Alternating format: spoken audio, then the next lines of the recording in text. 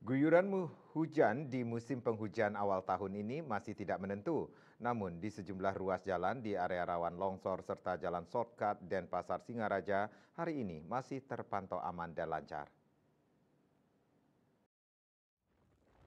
Meski musim penghujan masih mengguyur Bali, namun di sepanjang jalan utama antar kota dalam Provinsi AKDP yang menghubungkan daerah Singaraja, Denpasar, tepatnya di jalan shortcut serta area rawan longsor Desa Gitgit dan Desa Pegayaman, Kecamatan Sukasada Buleleng masih terpantau aman. Begitu pula jalan dan jembatan batas kota Singaraja Mengwitani titik jembatan 7D dan ruas jalan 7E yang sudah dibuka untuk uji coba terpantau lancar.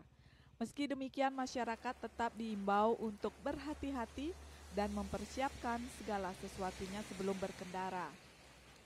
Selain itu, meski dalam kondisi hujan, objek wisata air terjun Campuhan Gitgit masih banyak dikunjungi oleh wisatawan mancanegara. Yasri Yuli, Bali TV.